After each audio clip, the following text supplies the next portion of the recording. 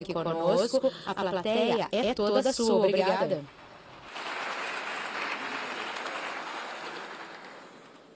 Really excited to be with you. Yeah. There it is. Yeah, yeah. I'm really excited to be with you. Estou muito animada de estar aqui com vocês e eu quero falar com vocês sobre uma ideia simples que eu acho que é profunda, contudo simples. E a ideia é a seguinte: perspectiva. Porque eu acredito que as coisas não são da forma que são, elas são da forma que nós somos. Ou seja, as coisas não são do jeito que são da forma que nós emolduramos, muito baseado nas nossas lentes. E isso vamos tornar isso mais tangível, né? Eu tenho duas filhas, Georgia e Ivy, e quando Georgia era pequenininha, eu levei ela para a piscina, então tô eu e a Georgia aí na piscina. Olha lá, a gente fez um salto, aí peguei, olha aí, o pai perfeito pegando ela. Eu tô muito orgulho disso daí, gente. Muito orgulho. Agora, tá aqui como que eu vi. Eu joguei ela no ar, só um pouquinho, nada a se preocupar. A Georgia acha que eu joguei ela mais alto. A minha esposa, meu Deus! Você vai matar nossa filha! Tudo é uma questão de perspectiva. As coisas não são da forma que são, elas são da forma que nós somos. E aqui, uma perspectiva aí para vocês. E a propósito, ela nada bem, tá? Então tá aqui uma perspectiva para vocês. Por séculos, o PIB global era praticamente nada, que essencialmente significa que por séculos nós não estávamos fazendo nenhum tipo de troca, transação em nenhuma escala, em nenhuma alta taxa. Isso até que a Rainha Elizabeth, no século XVI, a Rainha Elizabeth teve a grande ideia de que ela utilizaria o consumo como uma forma de engrandecimento. E o pensamento dela foi o seguinte, que a realeza tem ali, a nobreza tem um pouco menos e os camponeses muito menos. E por trás desse pensamento é que se a nobreza tem tudo, se a realeza tem tudo, os camponeses iriam querer comprar, olhando para a hierarquia, que a única forma de alcançar seria através do consumo. Esse foi o pensamento, a lógica dela. E aí, no final aí do século XVIII, a gente começou a ver a atividade econômica acontecendo no norte da Europa. Algumas empresas começaram a ganhar dinheiro, pagaram seus funcionários um pouquinho mais, e o que os funcionários então faziam? Gastavam esse dinheiro. E à medida que os funcionários gastavam mais dinheiro com mais empresas, essas empresas então pagavam mais aos funcionários, e os funcionários iam e gastavam mais dinheiro e assim por diante. E aí havia o ciclo do consumo que passou a acontecer. Ao final do século XVIII, cabum! Teve um enorme consumo que aconteceu graças à Revolução Industrial. Mais empresas contratando mais pessoas para fazer mais coisas, para vender mais coisas, mais e mais. Agora, qual é o ponto aí dessa aulinha de história? É que do conceito, da concepção, consumo não tinha nada a ver com proposta de valor, nada a ver com características e benefícios, nada a ver com motivos para acreditar, mas tudo a ver com os impulsos psicológicos e sociológicos que nos levam a consumir.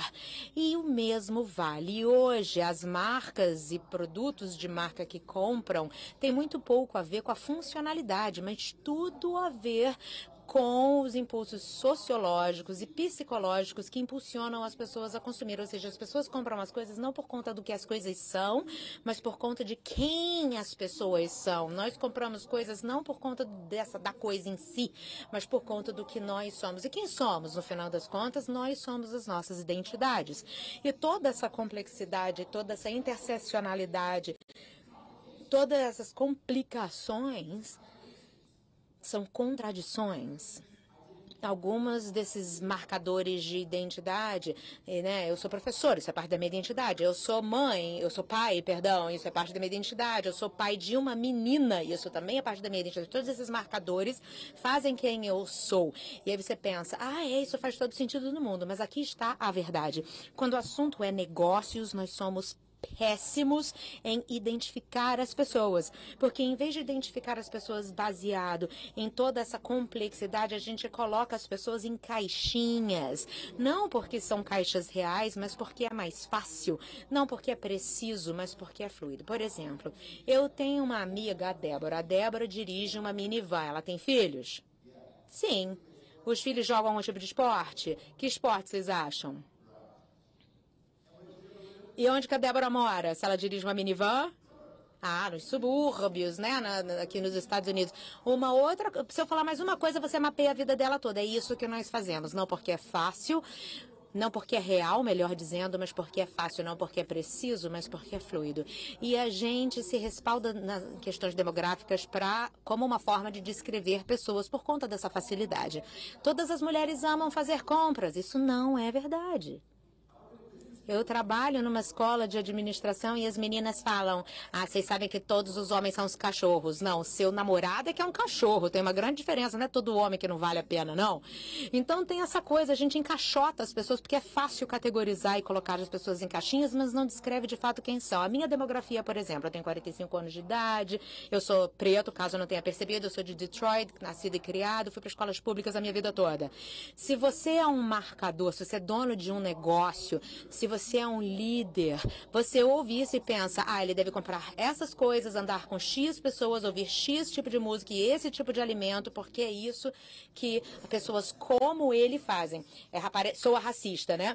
E soa racista mesmo. Não precisamente descreve quem eu sou. Sim, 45 anos, sim, preto, sim, Detroit, sim, fui para escolas públicas, mas eu também cresci tocando jazz quando eu era criança. Eu nadei competitivamente, eu engenheiro, e eu cresci amando aí os macacos como uma tribo que se chama Digital Underground. E isso molda a forma que eu vejo o mundo e como eu navego pelo mundo. Então, essa questão da demografia, a forma que a gente descreve as pessoas, não precisamente captura isso tudo.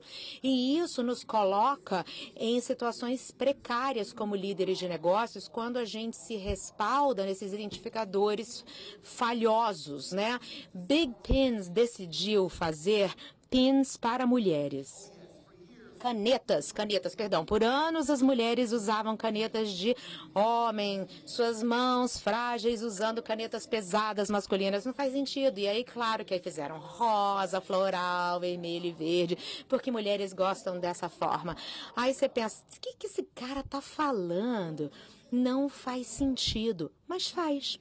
Interessantemente, no século XIX, os meninos usavam rosa e as meninas azul. Essas coisas são construções, não são reais. A gente coloca rótulos nas pessoas que não precisamente descrevem quem são.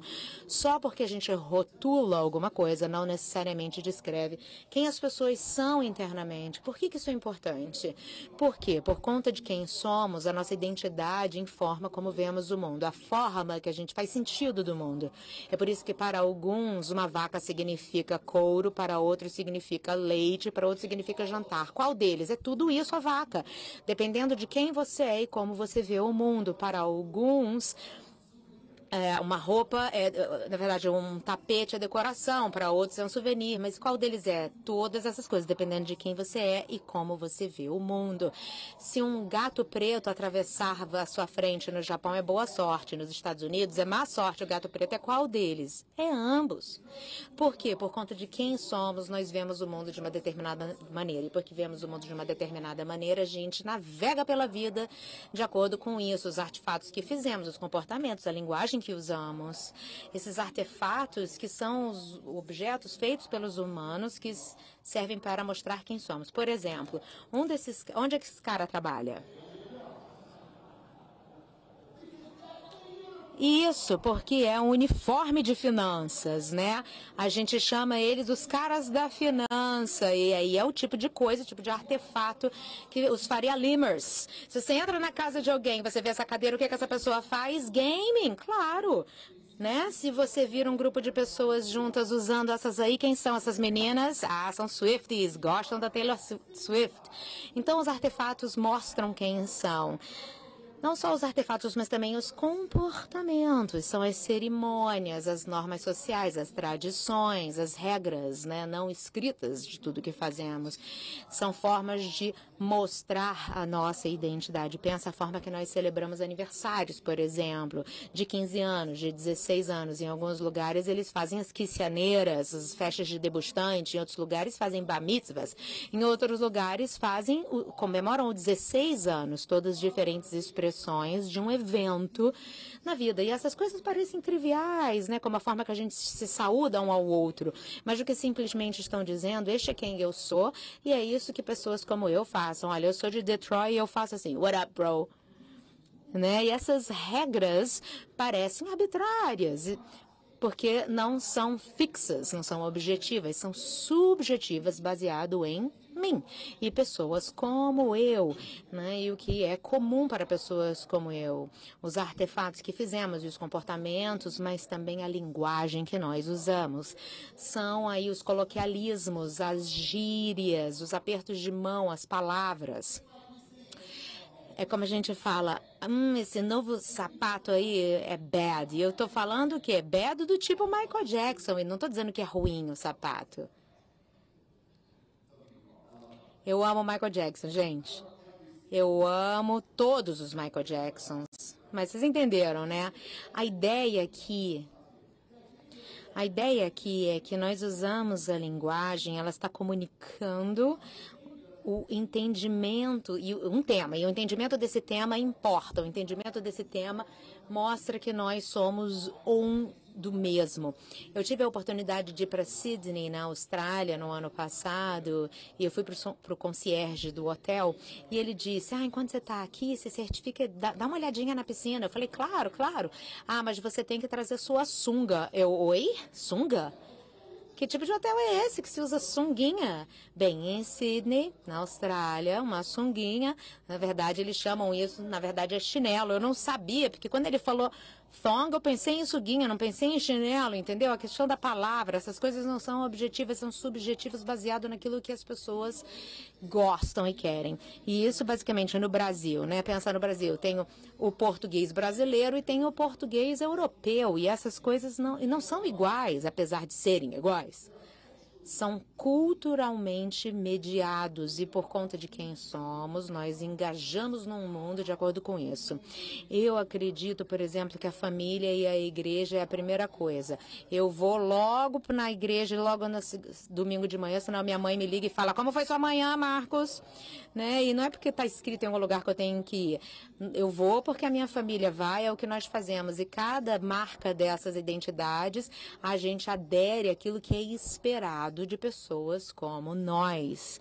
Veja dessa forma, eu sou Pi, nós acreditamos em Pi e, portanto, Pi.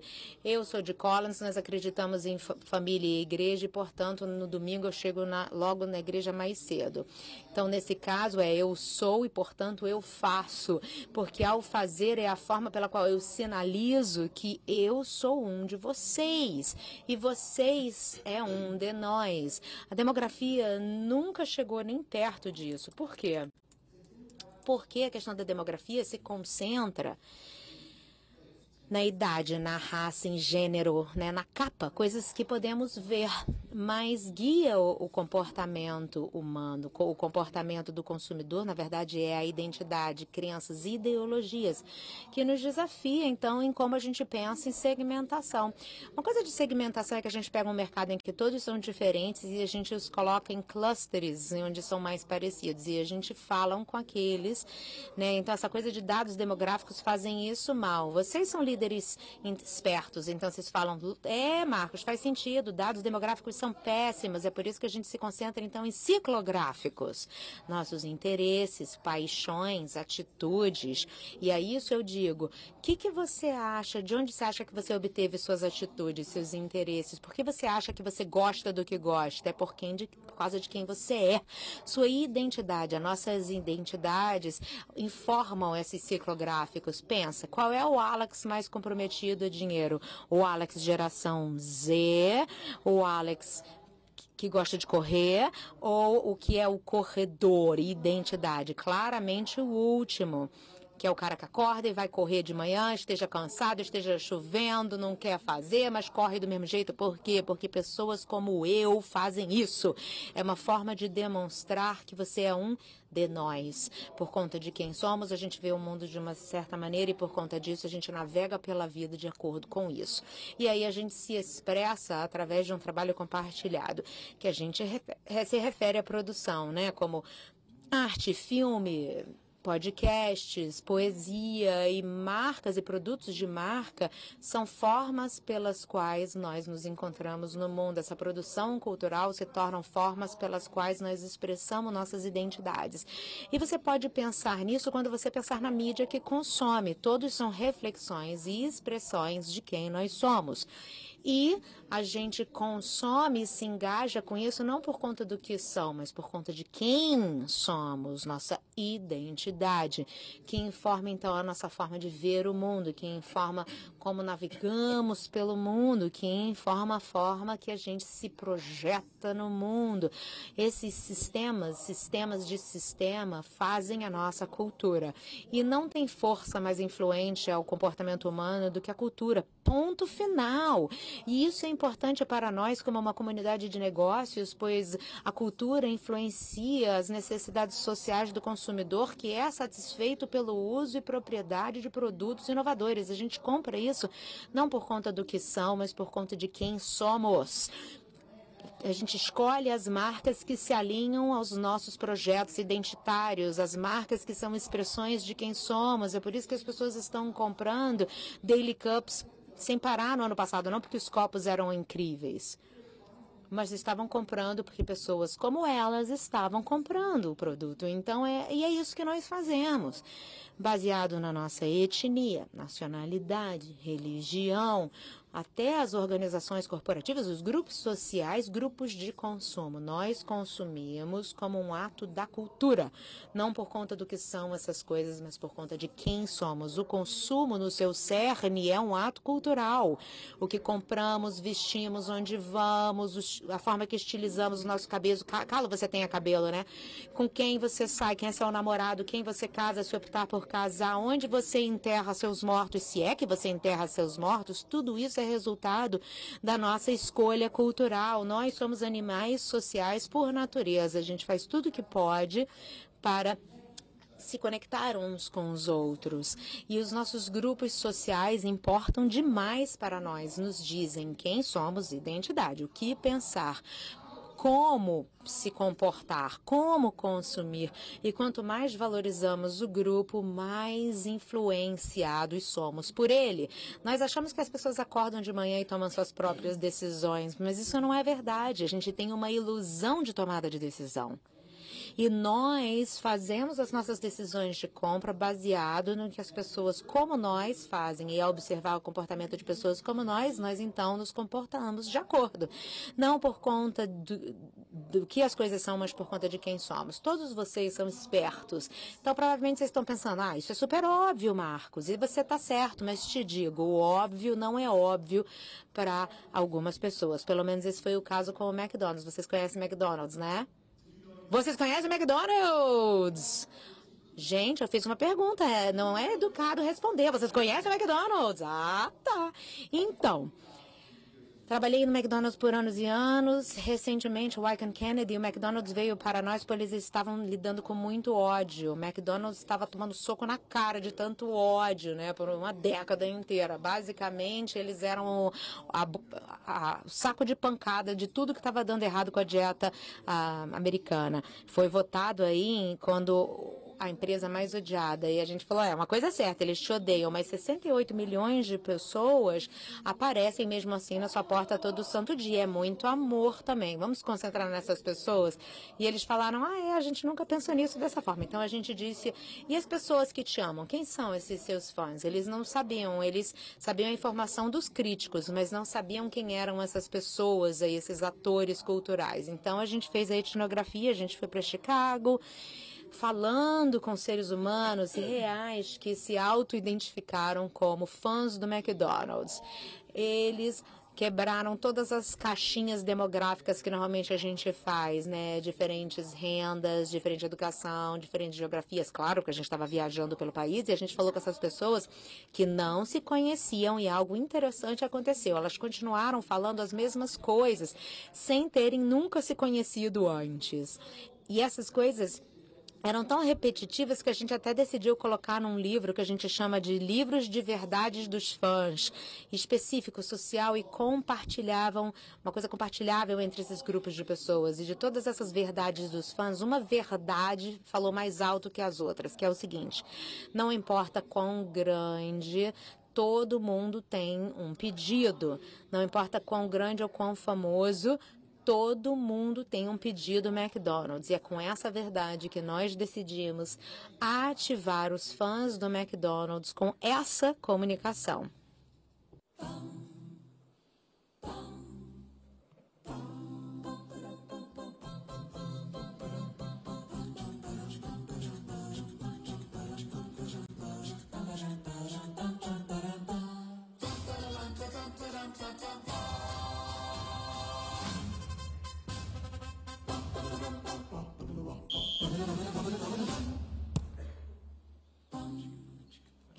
So we put this in the world to sort of brace for impact because we don't know what's going to happen.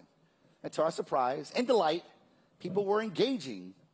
They weren't talking about how much they love McDonald's. Instead, they were engaging in the act of fandom. They were debating which meals or which orders were better than the other. In fact, people were jumping in to defend their order. We didn't pay her to do this. She just jumped right in there. So we said to ourselves, we might be onto something here. So we decided to engage a famous person who has a famous order, and his name is Travis Scott. He's a hip-hop artist, a cultural savant, if you will, a creative, as we know him to be. And this famous order is a bacon quarter pounder with shredded lettuce, barbecue sauce dipped as fries, and a Sprite. Same order he's been ordering since he was a kid in Houston, Texas. So we took that order and called it the Cactus Jack by his name and put it in the world. And within the first 2 weeks, we broke the supply chain of quarter pounder ingredients at McDonald's. People were so ravenous about this campaign, they were stealing the posters off the wall when the restaurant was closed. And in the 4 weeks this campaign ran, we doubled the size of quarter pounder sales. We increased revenue by $50 million. And Wall Street added $10 billion to McDonald's market cap. So we go, okay, I think we're definitely on to something here. So we found other famous people to partner with. Not just famous people, famous fans. We work with J Balvin, he's the Prince of Reggaeton. His famous order is a Big Mac with the Oreo McFlurry, when the machine isn't broken, of course. We partnered with K-pop superstars, BTS. Their famous order is a 10-piece nugget that they all share. I'm joking, but these guys are so skinny. I was like, you guys eat anything? What's going on here? This is a real thing, guys. Right? We partner with Sweetie. She's a Southern rapper. She has a penchant for some weird concoctions. She has a bit of a prison palate, if you will, but it's all good. We made her order available. We partnered with Mariah Carey, who is a fan of McDonald's. We partnered with Cardi B and her then husband, now split up, but they have a baby together. Kind of weird. Cardi B and Offset and their famous order. And then we celebrated Grimace's 50th birthday. In 4 years, McDonald's has seen double-digit growth year over year, quarter over quarter. No new products. We created no new products for the brand, just new cultural framing. By framing the brand through cultural lenses, it gave the brand and its products new meaning, and as a result, people consumed. Not just people, but fans. And these fans activated other fans, and it began to reverberate throughout the cultural zeitgeist. Of course, other companies jumped in, like Burger King tried to do their version of celebrity meals, and it didn't work. Why? Because it wasn't true about their fans. And that's the biggest secret. That's the ta-da.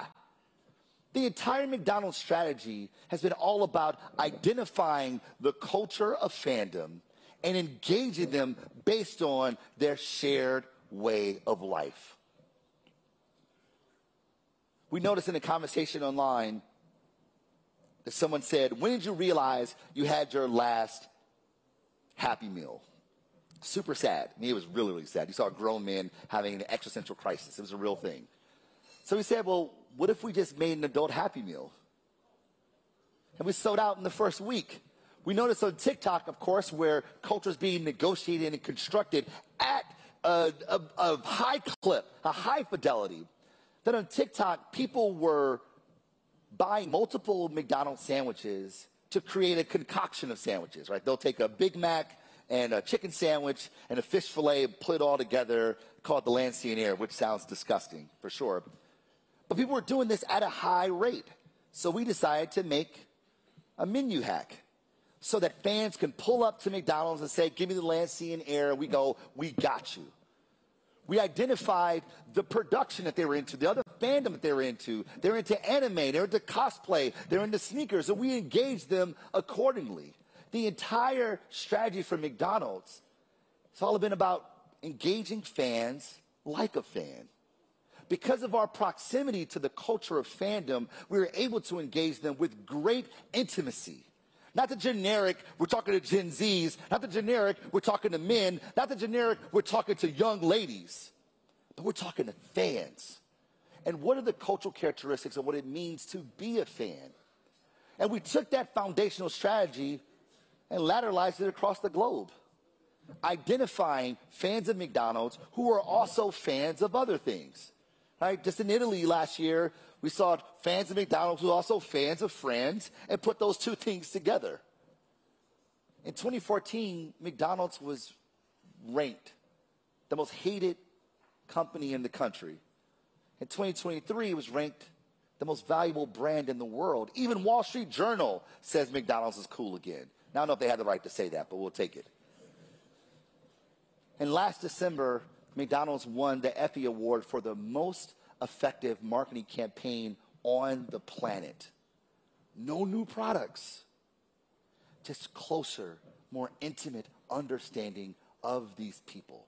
That's Superman powerful stuff here, especially when we consider what we're trying to do as business leaders. We're trying to grow the business by having greater intimacy with consumers. When we see consumers as real-life human beings, not the boxes that we ascribe a label to, it enables us to get closer.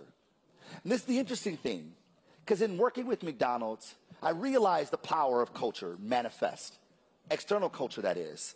But something really blew my mind, that McDonald's themselves had to make internal changes to make that work. That is, McDonald's had to first move from seeing consumers or people as consumers and start seeing them as real-life human beings, as fans, people who have cultural subscriptions that guide how they see the world and how they navigate in the world.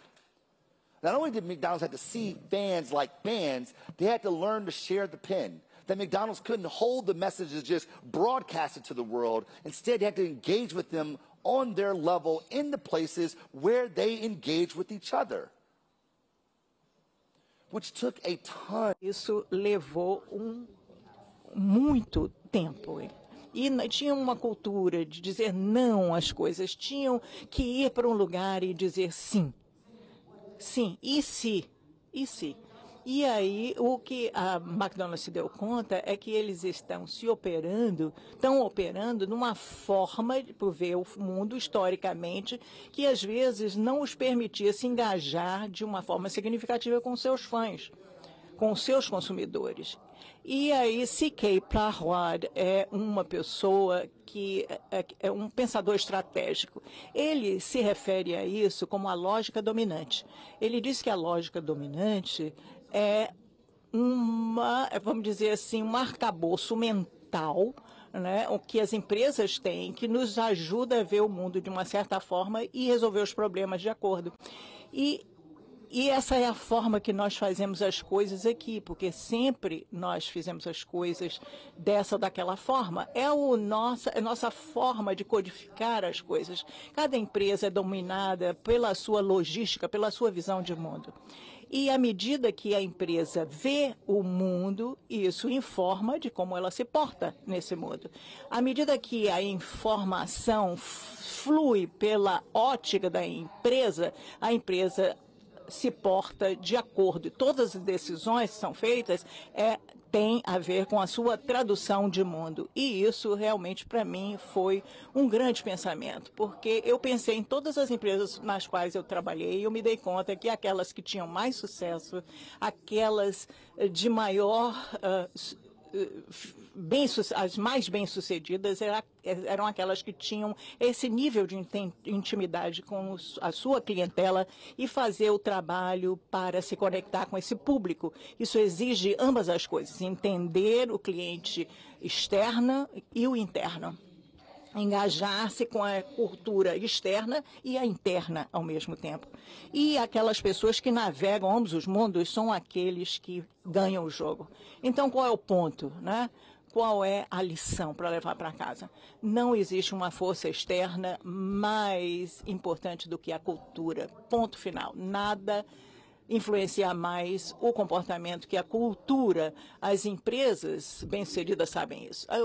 As entidades religiosas, governamentais, militares, todas operam através dessa máxima. Nós somos bebês comparados a esse público. E quanto mais a gente entende a física da humanidade, da cultura, de como as pessoas veem o mundo, isso é uma premissa de visão de mundo. E isso aumenta a nossa chance de fazer com que eles tomem essa ou aquela ação. Mas nós temos que ver os seres humanos como tal e não nas caixinhas que a gente coloca, nem os rótulos, nem homens, mulheres, hispânicos, pretos, não. Pessoas, seres humanos, isso é que é importante. Não os homens ou os pobres, não os homens que são ruins ou ignorantes, porque sabem o que é verdade ou mentira. É que nós, às vezes, não sabemos muito de nós mesmos, nós não nos conhecemos. E quanto mais nos conhecemos, melhor nós fazemos e melhor nos conectaremos uns com os outros e faremos com que as pessoas possam se portar dessa ou daquela forma. E essa é o cerne daquilo que nós fazemos adotar. É ver o mundo de uma forma diferente. Meu nome é Marcos, eu estudo cultura, sua influência, seu impacto no comportamento humano, e eu acho que esse é o trabalho mais recompensador, porque todos nós nos afiliamos a uma cultura e a forma da gente navegar o mundo é um subproduto dessa cultura. E aí não só praticamos melhores, mas somos melhores seres humanos. Então eu quero deixar vocês com um pequeno presente. Eu tenho um chatbot MTC, né, que faz com que as pessoas possam entender melhor a cultura. E ofereço isso a vocês, né, para vocês entenderem melhor os outros seres humanos. Quando vocês estão em espaços, estão no TikTok, nas redes sociais, para entender quem são as pessoas, como eles se engajam. E não são rótulos demográficos, mas sim seres humanos que realmente cumprem as suas afiliações culturais, e eu lhes prometo, com dinheiro de volta garantido, que o seu negócio vai estar melhor e que vocês também vão estar em outro lugar. Muito obrigada.